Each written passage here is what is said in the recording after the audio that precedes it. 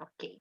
Continuando o nosso estudo de Pedro. Pedro é aquele que a gente já estudou, o intenso, né? Pedro é intenso. Então, nós estudamos no outro estudo, é o capítulo 1º da primeira carta de Pedro, e se você está pegando o estudo agora, dá uma olhada no primeiro para você ver, explicar em que circunstância que Pedro escreveu essa carta, né? Ele escreveu a primeira e a segunda carta, para que tipo de crente, qual a situação que estava acontecendo. Então, se você não sabe, volta lá, para agora, ó, abre o vídeo, o primeiro vídeo, que é o primeiro estudo de Pedro, que você vai poder se centrar, tá? Nós fizemos um capítulo, o último estudo foi um capítulo só, e hoje a gente vai conseguir fazer o capítulo 2 e o 3, porque é mais ou menos o mesmo assunto. Então, vamos lá. As perguntas que nós mandamos, a primeira é o seguinte, está lá em 1 Pedro 2, versículo 1, o que vem, qual é a pergunta que ele faz? Né? A pergunta que eu faço em cima do texto. O que devemos abandonar? Então, vamos lá ver o texto, nós vamos ter que ler muito texto, que você sabe que a carta de Pedro é muito intensa, e nós temos que, assim, esmirilhar mesmo o que está escrito lá. Então, o primeiro versículo ele diz assim, despojando-vos, pois, portanto, de toda maldade e dolo, de hipocrisias, invejas, de toda sorte de maledicências. Aí você pega e passa batido aí e fala, isso aí não é comigo. Vai, eu quero ver o próximo versículo. Peraí. Despojando-vos, quer dizer, tirando, jogando fora toda a maldade. Aí você fala, mas eu não sou mal. Eu dou cesta básica para pobre. O dolo, sabe o que é dolo? Fui lá procurar no dicionário. Procedimento fraudulento por parte de alguém em relação a outrem. Fraude. E aqui tem uma palavra que eu pensei que era a minha avó que falava, que não existia, mas está lá no dicionário. Velhacaria, né? Então, quando você fala um velhaco, não é um velho. Velhaco é um cara fraudulento, que a gente chama no bom português 171. Então, o que é o dolo? É um procedimento de velhacaria, é um procedimento de fraude. Então, estou falando, tire toda a maldade, todo dolo, toda hipocrisia. Ah, mas eu não sou hipócrita. Não! Senta em cima do seu pecado e taca dedão no pecado do outro. Inveja. Eu não sou invejosa. Não! Você tem inveja da sua líder, você tem inveja do seu chefe, você tem... né? Você quer que a outra perca o marido, perca o emprego, perca o cabelo, né? E toda a sorte de maledicência. Gente, mano do céu, aqui ferrou. Maledicência é você falar mal do outro. Ah, mas a gente não fala. Não! Ajunta uma rodinha de mulher com 2 ou 3, precisa dar 10 minutos para ver se não entra uma na dança. Tá? Então, Pedro começa falando assim, despoje-se, larga a mão de todo tipo de maldade, do dolo, da hipocrisia, inveja e de toda a sorte de maledicência. Sabe aquele negócio em reunião de oração? Irmãs, precisamos orar pela Sayonara. Nossa, você não sabe o que ela fez. Pá, pá, pá, pá. Isso é maledicência. A maior lugar de maledicência é reunião de oração. Ai, gente, vamos orar por ela. Você não sabe o que aconteceu. Tá? Por quê? Quem conhece a Rosana Alves, eu gosto muito dela, e ela fala que falar mal do outro desencadeia uma atitude no cérebro de prazer. Olha que louco! Que louco! E assim, ainda tem mais. Falar mal de uma pessoa famosa, o prazer é X, mas falar mal de uma pessoa que você conhece, o prazer é maior. Então, o ser humano, por isso que Davi fala, em pecado me concebeu minha mãe. Nós temos essa característica, tá? Então, Pedro está falando, vamos brigar com isso. Despoje-se de toda a maldade, dolo, hipocrisia, inveja e toda sorte de maledicência, ok? Pergunta 2. Se Deus é bondoso, qual deve ser a sua atitude? Agora, olha aqui. Desejai ardentemente, quer dizer, desejar intensamente, como crianças recém-nascidas, o genuíno leite espiritual, para que por ele vos seja dado o crescimento para a salvação, se é que já tendes a experiência de que o Senhor é bondoso. Então, é muito louco, porque ele fala assim, primeiro que você tem que fazer, se você tem a experiência de que o Senhor é bondoso. Se você ainda não sabe que o Senhor é bondoso, então volta lá nos seus conceitos, não tente consertar uma coisa que você não sabe a raiz. tendes experiência de que o Senhor é bondoso, então deseje ardentemente, como crianças recém-nascidas, nós que somos mães, já passamos por isso, pega o bichinho recém-nascido, põe no peito, parece que sente cheiro do leite, fica assim, com a boquinha, desesperado, não está nem vendo nada, mas sente o cheiro do leite, fica desesperado. É isso que Pedro fala, façam isso, tenham esse desejo de alimentar a sua alma para o seu crescimento e a sua salvação, tá? Agora, vem aqui, que aqui tem esse texto tem uma controvérsia muito grande, nós vamos ter que ler o texto para explicar. O que você entende no verso 4 a 8? Diz o seguinte: chegando-vos para ele, a pedra que vive, rejeitada, sim, pelos homens, mas para com Deus, eleita e preciosa. Também vós mesmos, como pedras que vivem, sois edificados, casa espiritual, para ser de sacerdócio santo, a fim de oferecer de sacrifícios espirituais agradáveis a Deus por intermédio de Jesus Cristo. Por isso que está na Escritura: eis que põe em Sião uma pedra angular. Quem fala que a igreja foi construída e que a pedra é Pedro, não é. A pedra angular é Cristo. E o que é a pedra angular? É a pedra de canto que faz a coluna da casa, tá? Ali era uma região que, embora digam, né, que Jesus era carpinteiro, há questões sobre isso, porque o pai dele ele era, na verdade, o texto original diz que ele era construtor de casas, e naquela época não tem madeira, né, gente? Naquele lugar, região não tem madeira, as casas são feitas em cima de pedra, então tudo que se fala é sobre pedra. Então, a pedra angular que vai construir a casa, eleita e preciosa, e quem nela não crer, não será de modo nenhum, e quem nela crer, não será de modo nenhum envergonhado. Para vós outros, portanto, os que credes é preciosidade, mas para os descrentes, a pedra que os construtores rejeitaram, essa veio ser a principal pedra angular. Gente, esse texto aqui é Pedro que está falando. E existem algumas religiões que falam que Pedro que é a pedra da igreja. Não é. Não é. A pedra é Cristo. A pedra angular é Cristo. Ok? Que foi rejeitada pelos seus e que, no entanto, Deus se agradou e fez e a pedra que foi rejeitada virou a pedra angular. Só vai entender direito isso quem mexe com construção de pedra, vai perguntar lá para a galera que construiu a pirâmide, que eles vão te explicar direitinho. Se você conseguir falar com eles, me avisa que eu saio correndo, porque já tudo morreu, tá? E falar com morto é pecado. Então, o que acontece? Vamos saber isso. Isso é bem interessante. Quando Pedro fala sobre a pedra que foi construída a igreja, a pedra é Cristo, que foi a pedra rejeitada, e por ser rejeitada pelos homens, Deus pegou e colocou como a pedra principal, a pedra angular, tá? Beleza? São esses os que tropeçam na palavra, sendo desobedientes para os que também foram postos. Para quem acha que a pedra é ofensa, a pedra principal é ofensa. Ok.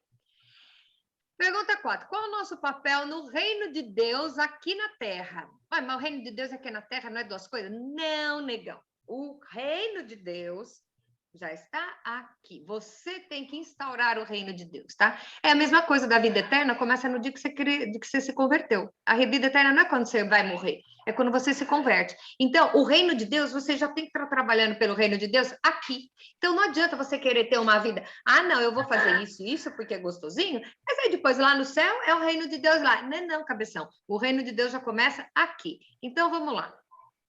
Pedro fala no versículo 9 e 10. Vós, porém, olha só, gente, o que você é? Para você achar que você é um nada, que você é um número, é uma coincidência, né? Ninguém está preocupado com você. Vós, porém, sois raça eleita, sacerdócio real, nação santa, povo de propriedade exclusiva de Deus. Gente, olha o que você é aqui nesse mundo. Qual o seu papel no reino de Deus aqui na terra? Você é raça eleita, sacerdócio real, nação santa, povo de propriedade exclusiva de Deus. Então, nunca permita que deusinhos nenhum domine a sua vida, nem as mentiras do diabo domine a sua vida, porque você é povo e propriedade exclusiva de Deus. Para quê? Para proclamar as virtudes daquele que vos chamou das trevas para a sua maravilhosa luz. Vós, sim, mas que antes eram povo, mas agora são povo de Deus. não tinhas alcançado misericórdia, mas agora alcançaste misericórdia. Então, o que ele está falando? Não é que você nasceu santo. Você nasceu lá no seu delito, mas você foi resgatado para ser o quê? Embaixador do reino de Deus aqui na terra. E para isso você tem que ter um comportamento de acordo. Você não pode ficar entrando no santo do santo e saindo. Você não pode pegar... não, mas então, hoje eu estou a fim de fazer umas besteiras aí, que eu acho que não pode. Eu vou pisar na bola? Eu vou pisar na bola e depois eu peço perdão e tudo bem. Aonde você estiver, você é embaixador do reino, as pessoas estão te vendo como filho de Deus. Muitas vezes, eu falo sempre, você é a Bíblia que as pessoas estão lendo. As pessoas não têm acesso à Bíblia. Às vezes, seu comportamento então você não pode ter o ânimo dobre, né? Que a Bíblia fala, hoje eu tô santo, hoje eu tô bandida. É isso que você quer? Né? Então, o que que é? Mas então não é bem assim. Ok, se não é bem assim, a sua bênção também não vai ser bem assim. Legal, né? Então... não existe, depois eu penso nisso. Eu acho muito legal, eu acredito no Evangelho da Graça, tá? Que nós somos salvos pela graça, mas não vamos extrapolar a graça. Jesus disse, venha como está, mas não permaneça como está. Tá? Você tem que ser transformado, renovado, e até para as pessoas verem que dia a dia você está caminhando para a verdadeira graça e instauração do reino de Deus aqui na Terra. Beleza? Sumiu aqui, peraí.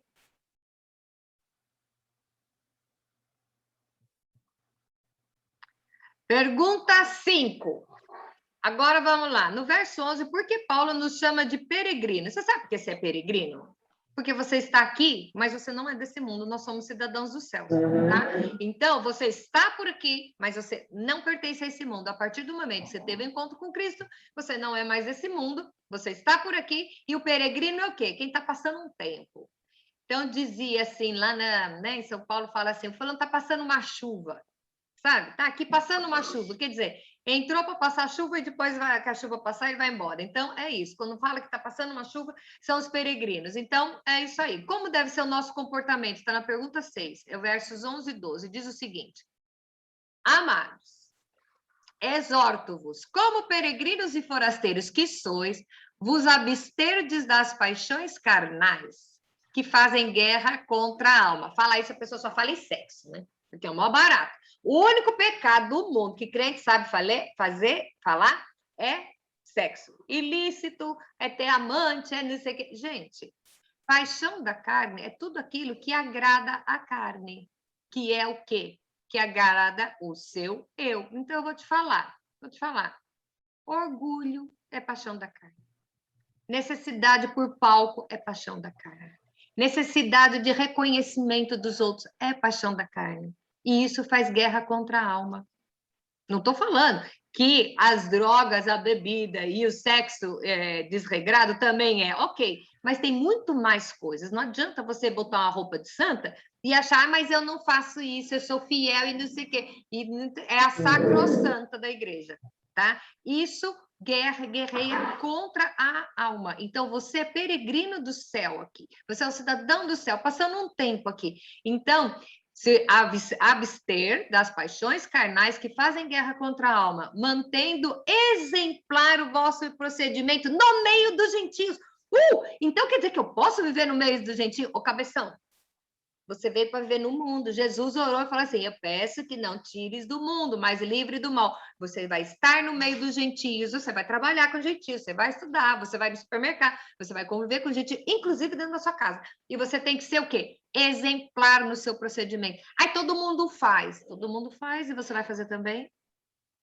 Como é que você está querendo proclamar o reino de Deus, fazer a propaganda do reino de Deus, que é legal, mas o seu comportamento é igual de todo mundo? E aí eu vou falar o que a minha mãe, a sua mãe, a avó de todo mundo fala. Você não é todo mundo. E a gente falou para os filhos também, nossos filhos vão falar. Okay? Então, ele fala, nós temos que manter o exemplar procedimento no meio dos gentios, para que naquilo que fala contra vós outros, como de malfeitores, observando-os em boas obras, glorifiquem o Deus no dia da visitação. O ímpio vê que você anda na linha, ele vai falar, alguma coisa tem com essa pessoa. Essa pessoa é diferente por alguma coisa. O que acontece? Todo mundo está fazendo isso, ele vai fazer, é questão de princípio. princípio. Eu conversava com a minha cliente hoje, isso, princípio é inegociável. Você conhece uma pessoa de valor pelo princípio que ela tem. Maria vai com as outras, gente, não tem lugar no céu. É o que eu falei domingo sobre em cima do muro. Em cima do muro não nos cabe mais. O mundo está se acercando, as circunstâncias estão vindo, nós vamos vendo que a vinda de Cristo está cada vez mais próxima, o cenário já está sendo preparado para a vinda de Cristo e é a hora que em cima do muro não nos cabe. Não nos cabe. Está na hora de você decidir o que você é, qual time que você leva, para onde você vai, o que você vai torcer. Então, aqui, Pedro fala muito categoricamente, tá? Se você é peregrino e forasteiro, você tem que ter um comportamento digno da terra que você veio. Nós que estamos em outro país, a gente vê muito isso. Quando um brasileiro faz besteira, a gente fala lá, brasileiro sendo brasileiro, né? Por quê? Se você está num outro país, você está na casa do outro, você é visita. Você está carregando, não é o seu nome, você está carregando toda uma nação nas suas costas. Porque se você faz uma coisa boa, a fulana fez uma coisa boa. Se você faz uma coisa errada, olha o que o brasileiro faz. Você está representando toda uma nação. Então, quando você, na área espiritual, quando você está aqui, você está carregando o nome de Deus. Então, é o seguinte, olha o que a crente fez. Quando é coisa errada. Quando é coisa boa, até fala pouco, mas quando é coisa errada, olha o que a igreja fez. Olha o que os crentes fazem. Então, olha como deve ser, a gente tem que observar o nosso comportamento e a nossa boca, que é o principal, tá? Porque com ela a gente destrói, a gente constrói, a gente, né? Vamos lá, pergunta 7. Nos versos 13 a 17, temos uma regra de comportamento em relação à autoridade. Aqui é muito louco, porque é o seguinte: ninguém gosta de ouvir isso, ainda mais num tempo agora conturbado. Então, eu vou ler o que a Bíblia diz, o que o Pedrão falou. Vamos lá. Sujeitai-vos a toda instituição humana por causa do Senhor. Você tem que obedecer ao governo? Tem. Quer seja o rei, soberano, autoridades, como enviadas por ele, tanto para castigo dos malfeitores, como para louvor dos que praticam bem.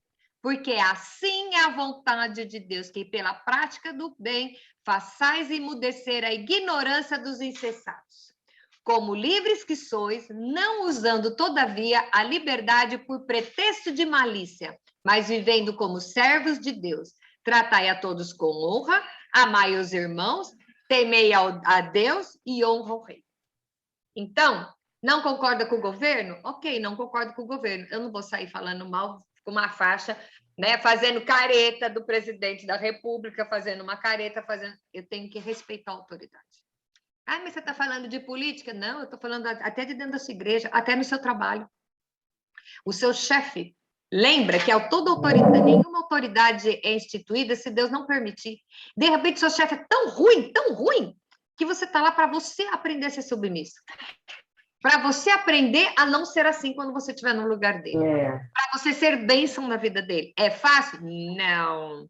Mas quem diz que a vida é fácil? É a arte de engolir sapo. E como dizia minha mãe, tem uns que vêm com as pernas abertas, assim, rasgando tudo, mas você tem que engolir. Tá? Então, qual é o nosso comportamento? Entenda o seguinte, toda autoridade que está acima de você é por alguma razão. Ou você não entregou sua vida a Deus. Se você entregou seu caminho ao Senhor, confia nele, sabe que tudo ele vai fazer, o que ele vai fazer? Inclusive isso, as autoridades que estão na sua vida é por algum motivo. Né? Então, ou como eu vou lidar? E eu falo para a Rebeca toda vez, a Rebeca agora está trabalhando, é muito engraçado, porque é a inauguração dela, a estreia dela, né, no mundo corporativo, né? E às vezes ela vem comentando alguma coisa, Rebeca, o tempo que você vai ficar no deserto depende de como você ficar no deserto. Se você ficar murmurando, uma viagem que era de 11 dias, você vai ficar 40 anos, porque está murmurando. E isso a gente tem que pensar para a gente também. Qual é a situação que eu estou que não está me agradando? Ok, canta a glória, entenda que tem um propósito que vai passar rapidinho, tá? Você vai passar. Agora, não aprendeu a lição? Vai ficar lá dando volta em volta do monte, tá? Como temos que nos comportar com autoridade? Agora vem lá. Autoridade é uma coisa. Agora vamos falar com o patrão. Servos, sede submissos com todo amor ao vosso Senhor. Aqui, Senhor é com S minúsculo, então é o chefe. Não somente se for bom e cordato, mas também o perverso. Sede submissos ao seu patrão. Ah, impossível. Impossível. É possível, senão você não estava lá. Porque isso é grato, que alguém suporte tristeza sofrendo injustamente por motivo de sua consciência para com Deus. Sirva para o patrão ruim como se você estivesse servindo a Deus. Pois que glória há! Se, pecando e sendo esbofeteado por isso, suportais com paciência, se, entretanto, quanto praticais o bem, sois igualmente afligidos e suportai com paciência, isso é grato a Deus. Deus vai ver o seu comportamento e vai recompensar de acordo com o tamanho da dificuldade, tá? Portanto, para isso mesmo fossem chamados, pois que também Cristo sofreu em vosso lugar. Cristo era o chefe dos chefes, né? Vamos colocar assim. E olha como ele foi tratado. Pois ele mesmo, ultrajado, não revidava com o traje. Quando era maltratado, não fazia ameaças, mas entregava-se àquele que julga retamente, carregando ele mesmo em seu corpo, sobre o madeiro, os nossos pecados, para que nós, mortos para o pecado, vivamos para a justiça. Por suas chagas fostes sarados, porque estáveis desgarrados como ovelhas, agora, porém, os convertestes em pastor e bispo da vossa alma. Entendeu como é que é para você tratar os seus patrões? Fácil, né? Não, ninguém diz que é fácil. Agora o texto que a mulherada não gosta, porque não entende. Qual o comportamento das mulheres? Mulheres, sede vós igualmente submissas a vosso marido, para que, se ele não obedeça a palavra, seja ganho, sem palavra alguma, por meio do procedimento da sua esposa, a observar o vosso honesto comportamento cheio de temor. Você, se o seu marido... Ai, mas eu casei com um cachaceiro sem vergonha. Quem mandou casar? Escolheu, casou. Como diz Cláudio Duarte, chupa essa manga. Então, agora, e Paulo fala, o marido é santificado pela esposa crente. Então, o seu trabalho agora é muito maior. Isso aí não estou dizendo para aquela que casou com um cara cabeção e ela acha, ai, um dia ele vai se converter. Dançou, filho, porque pregar evangelho para marido ninguém merece. Aqui é a situação da mulher se converte antes dele, tá? Então, é uma luta, mas podendo evitar, então já escolhe antes de casar, tá? E aí ele fala, não seja o adorno da mulher, cabelo frisado, adereço de ouro, sapato. Isso aqui não quer dizer que é para a mulher ser uma modronga. É para a mulher ter outros valores. Não achar que apenas o vestuário, maquiagem, não sei o quê, é que tem valor. Porque tudo isso acaba. Velhas, todas nós vamos ficar. E o tempo é o maior fabricante de monstro que existe. Porém, você tem que ser o quê? Você tem que se adornar o seu comportamento. Que as suas palavras sejam doces, que você possa abençoar as pessoas na sua vida, sendo linda. Não tem problema, seja linda, tá? Então, mas não é aqui o que o Pedro está falando é para você não ficar só. Gente, nós estamos vendo. Tem umas mulheradas agora que estão parecendo o filho do Chuck, né? Não sei se é o Chuck, não. É um outro que é um assassino lá. É só bochecha e boca. Vai botando, aumentando a bochecha, aumentando a boca, aumentando o peito e o bumbum. Quer dizer, faz dieta, bota peito e bumbum, já ficou com cara de gorda, tá? E aí vai enchendo aqui, é tudo umas desfiguradas, porque o valor é só isso. Eu não sou contra fazer, eu ainda vou com a faca e vou, e tá chegando a hora, já eu vou. Mas qual é o foco principal da sua vida? Você não é uma embalagem, você é um conteúdo. Você tem que valorizar muito mais o conteúdo do que a embalagem, porque a embalagem vai se modificar com o tempo. E se depois você virar uma mocreia e você for uma pessoa oca, e aí? O que acontece? Tá? Aí fala, porque assim foram que umas mulheres, né, que se ataviaram, esperavam em Deus, e fala de Sara, que obedeceu a Abraão, chamando do Senhor. E ele está falando aqui para a judia. Então, eu vou contar um negócio para vocês. Sara, rica, que Abraão era rico. Aí, Abraão chega e fala assim, ó, levei um papo com Deus, e Deus falou assim, sai da tua terra, da tua parentela, e vamos para a terra que eu te mostrarei. Sara, onde é? Eu não sei. E Sara foi, você ia? Então a gente pergunta, eu iria? Deus tinha uma bênção para ela, mas ele só falou com o marido dela primeiro, e falou, vai. Ah, não, eu sei que tudo errado. Faz o seguinte, vai na frente, aí se virar, você me chama. Não é assim que a gente faz? Então, Sara recebeu a maior bênção da vida dela, que ela teve um filho, com menopausa já rolando, ela já não estava mais nem afim de nada, e ela teve um filho. Ai, mas Sara teve uma bênção na vida dela. Olha o que ela fez. Aí você quer ter uma bênção maravilhosa, mas você não quer obedecer nadinha do que Deus fala para sua vida. Você quer racionalizar tudo. Então, o que Pedro está falando aqui é isso, tá? Agora vem a parte dos esposos. Ó, amo mais a parte de Paulo, porque Paulo é mais profundo. Mas vamos lá. Maridos, igualmente, vivei a vida comum do lar. Esse marido, que é o quê? Vem, trabalha o dia inteiro, chega, joga dinheiro lá e depois sai com os amigos. Não vive no lar, só dá dinheiro? Ele pensa que a família dele é um galinheiro, que é só chegar, jogar comida e ir embora? Não. Vivei a vida comum do lar. Maridos ausentes geram famílias frustradas, famílias defraudadas, famílias aleijadas, porque quem instituiu a família foi Deus e o projeto de Deus é perfeito se cada um cumprir o seu papel. Maridos, vivei a vida comum do lar, com discernimento, tendo consideração com a vossa mulher como a parte mais frágil. Tratai-a com dignidade, porque sois juntamente herdeiros da mesma graça de vida. Ok, entendeu? Você não é o gostosinho, o favoritinho de Deus, não. A graça é igual para os dois, para que não se interrompam as vossas orações. Isso quer dizer o quê? Não adianta aquele marido sacrossanto, não vive a vida do lar, ele não sabe o que passa na vida dos filhos, trata a mulher de qualquer jeito. Como é que os dois vão orar juntos se a mulher está se sentindo subjugada pelo marido? Como que ele vai conseguir orar com uma mulher se ele não vive no lar? Ok, beleza, já parou por aí. Então, olha a responsabilidade dos maridos. E os maridos não prestam atenção nisso porque acham que botar o terno, uma gravata, botar uma Bíblia aqui no peito e na igreja domingo, tá beleza, mas vai ver como é que é em casa. Pergunta para os filhos que tipo de sacerdote ele é dentro da sua casa. Se ele compartilha com as conversas bobas. Gente, mulher, a família às vezes está conversando bobagem, dando risada. Os maridos estão participando desse momento, é assim que você conhece os seus filhos crescendo, é assim que você conhece a personalidade de cada um, é no dia a dia. E muitos maridos não vivem a vida comum do lar. E aí depois não consegue ter oração junto com a esposa. Porque não conhece, não sabe o que cada um quer, ok? Vamos lá.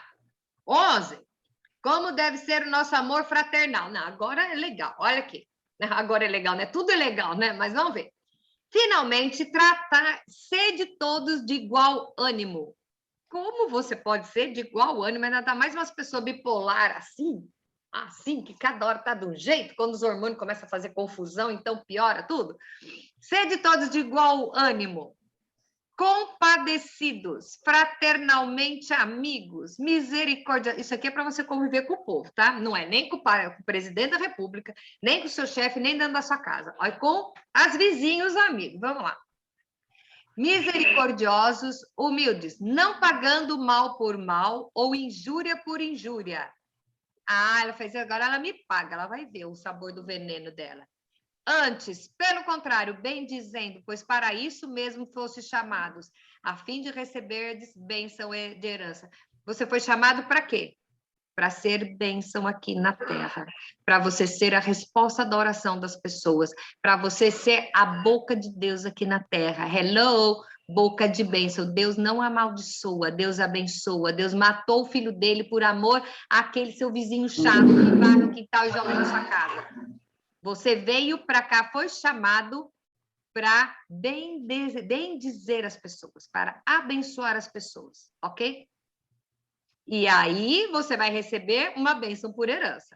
Pois quem quer amar a vida e ver dias felizes, refreie a língua do mal e evite que os seus lábios falem dolosamente. Você quer ter uma vida boa? Para de meter o pau no outro. Tá? Tradução by Kachakok, ok? Aparte-se do mal. Existe o mal e a aparência do mal é igualmente errada e perigosa, tá? A aparência do mal, mas eu não estou fazendo, mas está passando a imagem de que você está fazendo? Ai, Deus sabe, mas você está aqui como cidadão do céu, forasteiro, você tem que ter um comportamento que as pessoas vejam que você tem um comportamento reto, digno de ser chamado filho de Deus, tá? Então, o mal é errado e a aparência do mal também. Pratique o que é bom, busque a paz, empenhe-se por alcançá-la, buscar a paz. Eu quero paz. Ah, mas eu vou ficar sentada aqui no meu canto, porque isso não compete a mim. Empenhe-se por alcançá-la, porque os olhos do Senhor repousam sobre os justos, e os seus ouvidos estão abertos às suas súplicas, mas o rosto do Senhor está contra aqueles que praticam os males.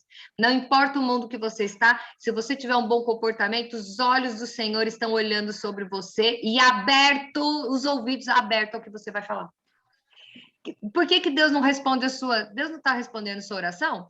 Repensa aqui o seu comportamento aqui, vê se não é você que está atrapalhando isso. Muitas vezes, nós, com o nosso comportamento hipócrita, de meio crente, meio santo, você não tem as respostas ouvidas, porque o seu comportamento tá igual ao da galera, igual de todo mundo. Virou comum, tá? Vamos lá. Pergunta 12. O que é longanimidade na prática? Longanimidade é ânimo longo. Então, escuta isso. Ai, eu amo o Pedro, porque ele é bem detalhado. Ora, quem é que vos há de maltratar, se fosse zelosos do que é bom?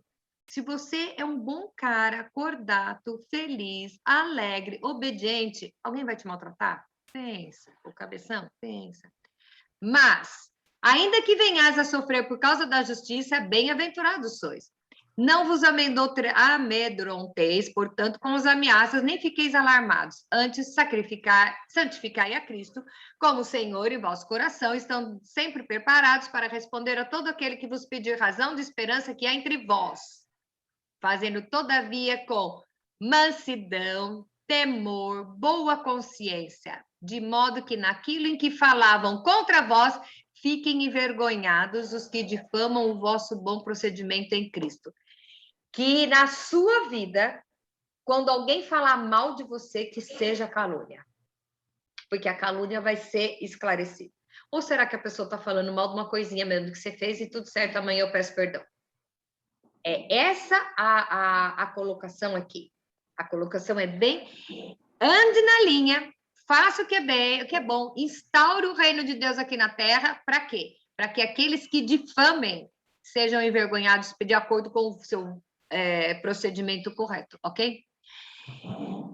Pois também Cristo morreu uma única vez pelos pecados, o justo pelos injustos, para conduzir-vos a Deus, morto sim na carne, mas vivificado no Espírito, nos quais, no outro tempo, foram desobedientes. Agora vamos falar da longanimidade, que ele fala dos que aguardavam nos dias de Noé, enquanto ele preparava a arca, na qual poucos, a saber, 8 pessoas foram salvos através da água. Isso aqui é muito legal, a história de Noé, sabe por quê? Nunca tinha chovido na terra. E Deus falou para Noé, constrói um barcão. Mas não tem mar, não tem nada e não tem chuva, constrói um barco. Todo mundo riu dele. E ele foi firme e construiu o barco. E ele levou anos construindo o barco. E as pessoas ridicularizavam e ele ouvia as injúrias, mas ele sabia quem tinha mandado. E ele sabia o que ele tinha que fazer. E ele construiu o barco. E depois 8 pessoas foram salvas. E o barco cabia muita gente. Muita gente. E, no entanto, só 8 pessoas foram salvas. Por quê? Ele foi firme. Ele foi firme no propósito. Ele teve um longo ano. Imagina cada um que fosse tripudiar dele se ele não tinha vontade de meter a mão na cara. E, no entanto, ele não fez. E aí fala que o batismo, que a história da arca configura o batismo, né, daqueles que foram salvos, foi limpa toda a imundícia, e a remoção da imundícia da carne, e acabou, certo? Então, o que a gente aprende com tudo isso? Gente, em 2 capítulos, olha quanta liçãozinha nós tivemos aqui, tá? E o principal que eu acho que tem que ficar é assim, você tem que saber que você é um cidadão do céu. E que em todo instante você é um mensageiro do céu, você é um embaixador do céu. Como está o seu comportamento? A pergunta fica essa. Se possível, volte a ler o texto, são os 2 primeiros, o capítulo 2 e o 3 da primeira carta de Pedro, e o que ele vai falar? Com tudo isso aqui, você é peregrino, você é cidadão do céu. Como está o seu comportamento? Você está sendo digno de ser chamado filho de Deus? Você está digno de ser chamado cidadão, representante, embaixador do reino de Deus, ao ponto das pessoas sentirem vontade e curiosidade e vontade de pertencer a esse reino? A pergunta que fica é essa. E se tem alguma coisa no seu comportamento de tudo aqui que ainda está meio devagar, dá tempo de parar, ir lá, ajoelhar, pedir orientação de Deus e pedir para Deus limpar a sua vida. Então, nós falamos domingo sobre a reforma. E o desafio que nós demos, se você não viu, entra lá e veja o nosso estudo sobre a reforma. E eu até falei um pouco lá sobre o Lutero, mas o que eu quero dizer é o seguinte: o que na nossa vida de cristão precisa ser reformado? O que eu preciso olhar e falar, opa, aqui não tá bom, eu preciso mexer nisso. Então, qual é o seu comportamento que se descredencia de ser nomeado um representante do céu? Então, vamos ser honestos conosco mesmo e começar a mudar. E eu tenho certeza que é um passo de cada vez. E assim, a nossa caminhada cristã, dia após dia, até chegar lá. E nós estamos em reforma. Mas aquele que começou a boa obra em minha vida não terminou. E ele vai terminar há um bom tempo. Beijos!